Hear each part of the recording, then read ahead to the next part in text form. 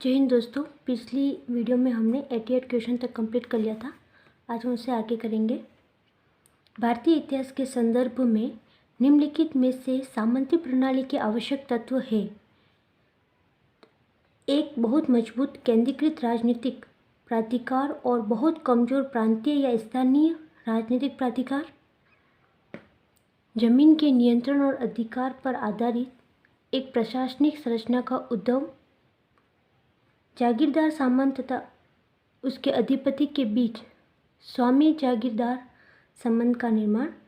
तो जो सामंती प्रणाली के लिए आवश्यक तत्व है वो है जमीन के नियंत्रण और अधिकार पर आधारित एक प्रशासनिक संरचना का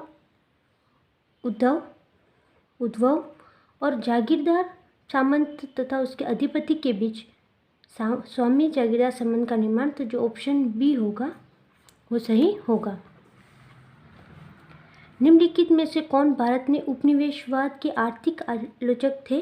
तो आर्थिक आलोचक में दादा भाई नौरोजी भी थे, जी सुब्रमण्यम अय्यर और आर.सी. दत्त। तो ये तीनों ही थे, तीनों ही भारत के उपनिवेशवाद के आर्थिक आलोचक रहे हैं। इनके अलावा महादेव गोविंद रानाडे भी थे, गोखले जी भी थे, तो वो अन्य भी है। तो इसमें जो ऑप्शन डी होगा वो सही होगा।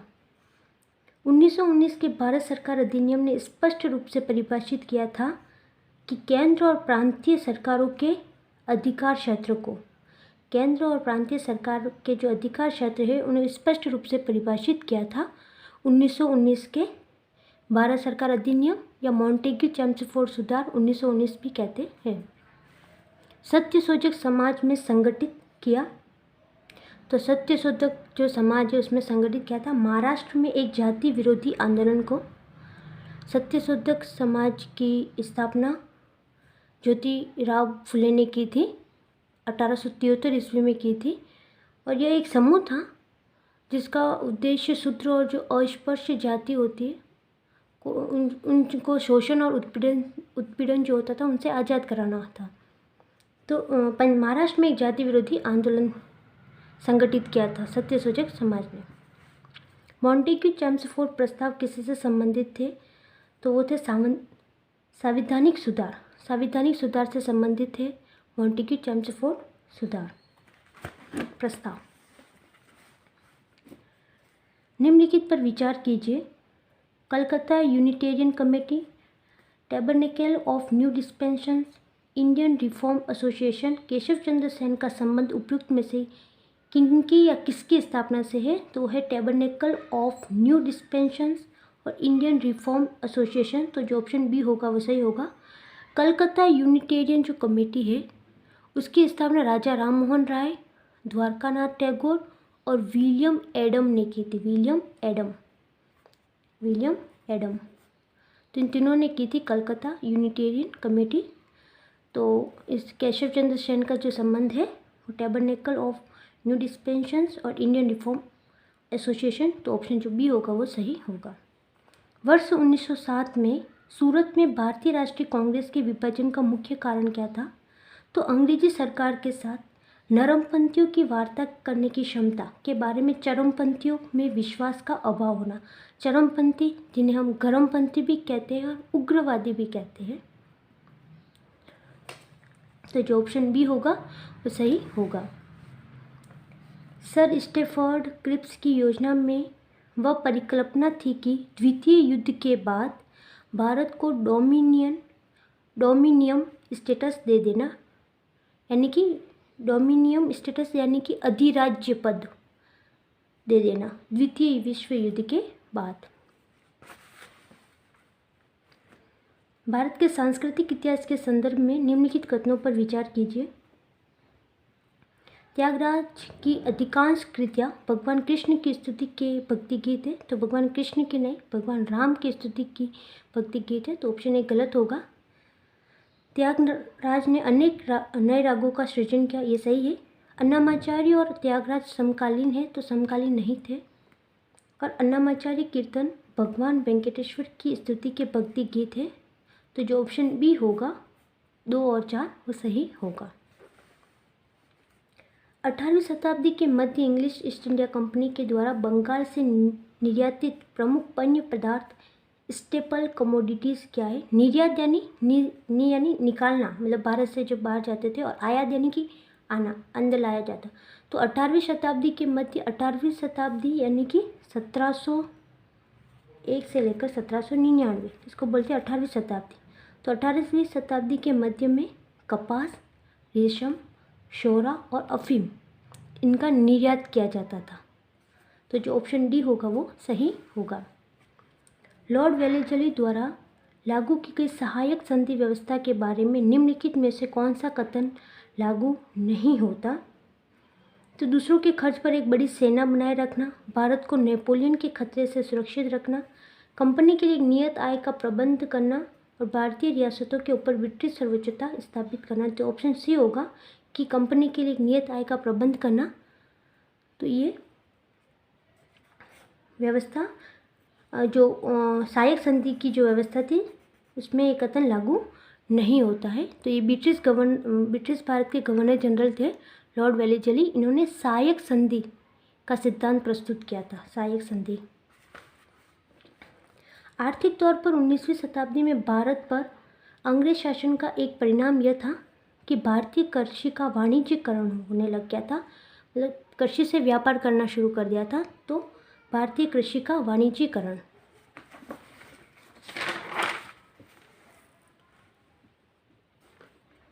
निम्नलिखित में से कौन सी घटना सबसे पहले हुई?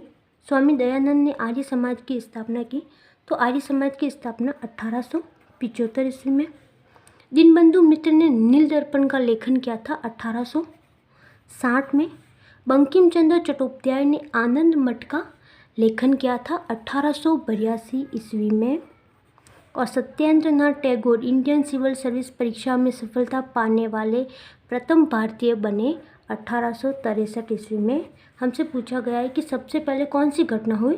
तो दीनबंधु मित्र ने नील दर्पण का लेखन किया 1860 ईस्वी में। तो इन सब में से सबसे पहली घटना दीनबंधु। तो जो ऑप्शन बी होगा वो सही होगा। भारत में औपनिवेशिक शासन के दौरान शैक्षणिक संस्थाओं के संदर्भ में निम्नलिखित युग्मों पर विचार कीजिए। इधर संस्थान है और इधर संस्थापक। तो बनारस का संस्कृत कॉलेज, जो बनारस का संस्कृत कॉलेज है वो विलियम जोन्स ने नहीं, जोनाथन डंकन ने किया था। जोनाथन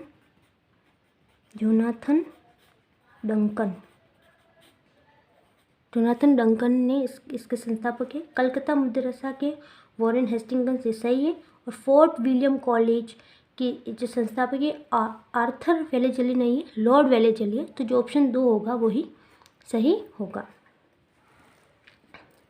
वुड डिस्पैच के बारे में निम्नलिखित में से कौन से कथन सत्य है? सहायता अनुदान व्यवस्था ग्रांट्स इन एड शुरू की गई, सही है। विश्वविद्यालय की स्थापना की सिफारिश से की गई, ये भी सही है। शिक्षा के सभी स्तरों पर शिक्षण माध्यम के रूप में अंग्रेजी की सिफारिश से की गई। तो सभी माध्यमों में नहीं था, जो प्राथमिक माध्यम होते थे उसमें जो देशी भाषाएं होती थी उनकी सिफारिश थी, जबकि जो उच्च शिक्षाएं होती थी वो अंग्रेजी माध्यम में शुरू होने की सिफारिश दी थी। तो जो ऑप्शन ए है 1 और 2 यही सही होगा। निम्नलिखित में से किससे या किनसे भारत में अंग्रेजी शिक्षा की नींव पड़ी?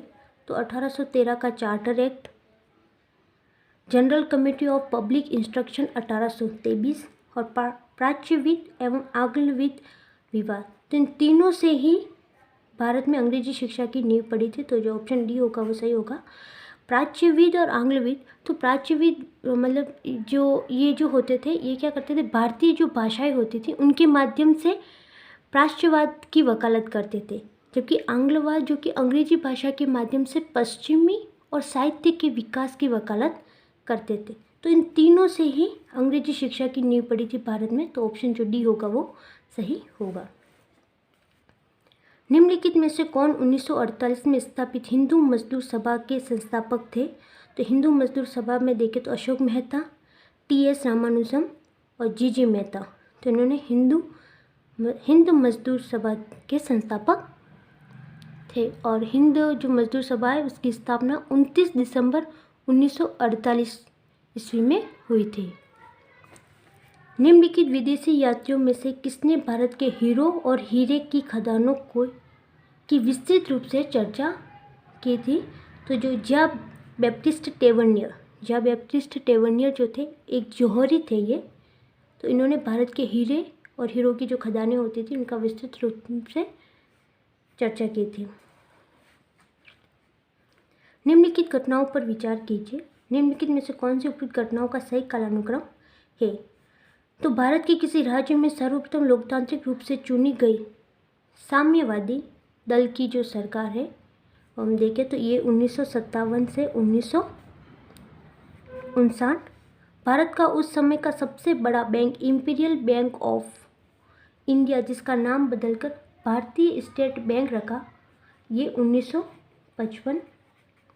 एयर इंडिया का राष्ट्रीयकरण किया गया और यह राष्ट्रीय वाहक बन गया। एयर इंडिया जो है इसका राष्ट्रीयकरण कर यह राष्ट्रीय वाहक बन गया था 1953 में।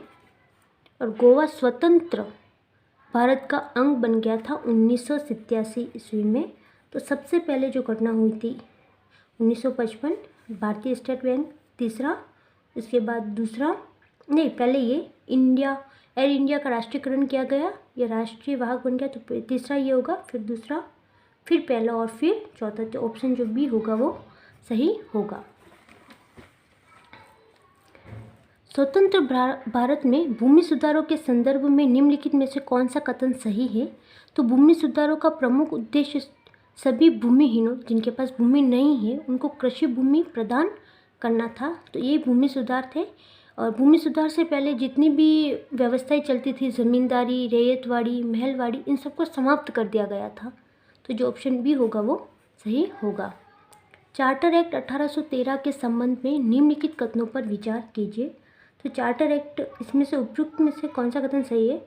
तो इसने भारत में ईस्ट इंडिया कंपनी के व्यापार एकाधिपत्य को चाय का व्यापार और चीन के साथ व्यापार को छोड़कर समाप्त कर दिया। मतलब इसने ईस्ट इंडिया कंपनी अब चीन के साथ और चाय का व्यापार और चीन के साथ ही व्यापार करती थी।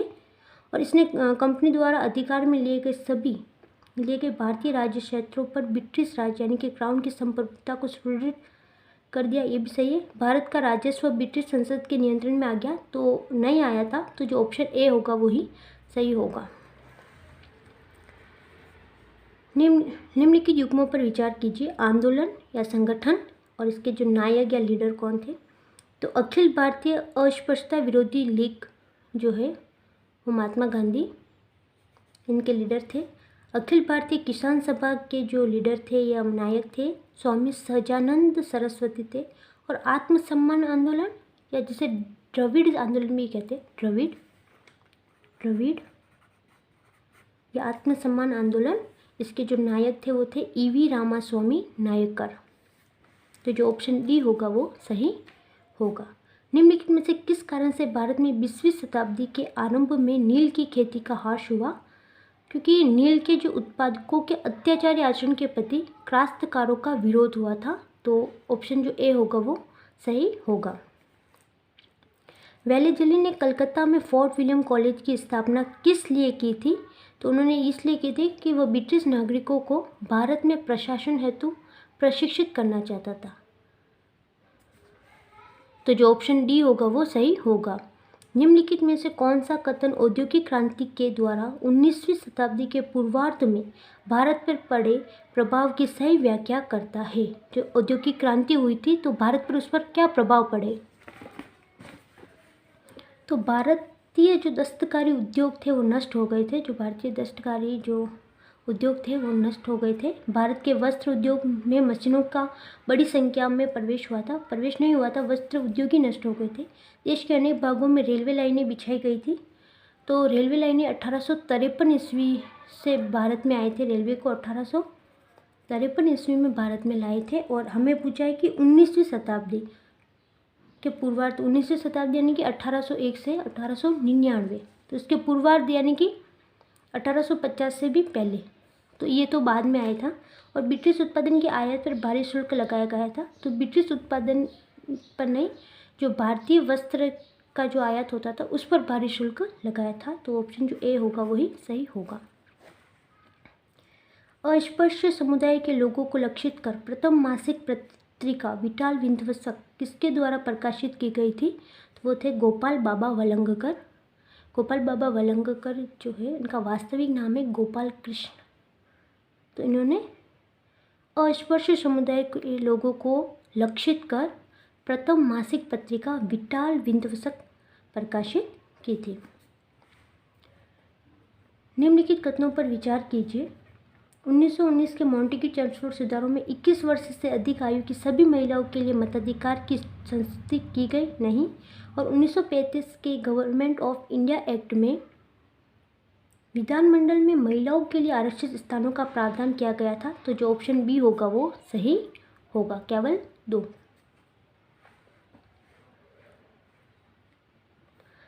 इनमें से कौन सेक्रेटरी के रूप में हिंदू फीमेल स्कूल से संबंध था, जो बाद में बैतून फीमेल स्कूल के नाम से जाना जाने लगा? तो वो थे ईश्वरचंद्र विद्यासागर। भारतीय इतिहास के संदर्भ में निम्नलिखित कथनों में से कौन सा सही है? हैदराबाद राज्य से आरकोट की निजामत का उदय हुआ था। जो हैदराबाद राज्य है वहाँ से आरकोट की निजामत का उदय हुआ, ऐसा ही है। और विजयनगर साम्राज्य से मैसूर राज्य का उदय हुआ था, तो ये भी सही है। रुहेलखंड राज्य का गठन अहमद शाह दुर्रानी द्वारा अधिकृत राज्य क्षेत्र में हुआ, तो ये गलत है। तो ऑप्शन जो ए होगा वही सही होगा। 17वीं शताब्दी के पहले चतुर्थांश में, 17वीं शताब्दी यानी कि 1601 से 1699, तो 17वीं शताब्दी के पहले चतुर्थांश में निम्नलिखित में से कहाँ इंग्लिश ईस्ट इंडिया कंपनी का कारखाना स्थित था? तो भरूच में था, भरूच जो कि गुजरात में है, तो केवल एक सही होगा। पुर्तगाली लेखक नूनीस के अनुसार विजयनगर साम्राज्य में महिलाएं निम्नलिखित में से किन क्षेत्रों में निपुण थी? तो जो विजयनगर की जो महिलाएं थी वो कुश्ती में निपुण थी, लेखाकरण में और भविष्यवाणी में। तो जो ऑप्शन 1, 3, 4 है वो सही होगा, तो ऑप्शन बी सही है। आंध्र प्रदेश में मदनपल्ली के संदर्भ में निम्नलिखित में से कौन सा कथन सही है? तो आंध्र प्रदेश में जो मदनपल्ली है उसके संदर्भ में था कि रविन्द्रनाथ टैगोर ने या राष्ट्रगान का बांग्ला से अंग्रेजी में अनुवाद किया। राष्ट्रगान जनगण मन उसका बांग्ला से अंग्रेजी में अनुवाद किया था, तो ऑप्शन जो सी होगा वो सही होगा, आंध्र प्रदेश में मदनपल्ली के संदर्भ में। निम्नलिखित कथनों पर विचार कीजिए। संत फ्रांसिस जेवियर जेसुइट संघ के संस्थापक सदस्यों में से एक थे। तो जो जेवियर थे वो जेसुइट संघ जो थे उनके संस्थापक सदस्यों में से एक थे, सही है। संत फ्रांसिस जेवियर की मृत्यु गोवा में हुई तथा यहाँ उन्हें समर्पित एक गिरजाघर है। तो जो संत फ्रांसिस जेवियर है इनकी मृत्यु गोवा में नहीं हुई थी, इनकी मृत्यु हांगकांग क्षेत्र में हुई थी। बाद में उनके शरीर को गोवा लाया गया और फिर एक चर्च बनाया गया। तो ऑप्शन 2 जो होगा वो गलत होगा। गोवा में प्रति वर्ष संत फ्रांसिस जेवियर के भोज का एक अनुष्ठान किया जाता है, तो ये सही है। तो जो ऑप्शन सी होगा वो सही होगा। तो हमारा आधुनिक भारत देश समाप्त हुआ। आगे हम भारतीय राष्ट्रीय आंदोलन देखेंगे। तब तक के लिए धन्यवाद। जय हिंद।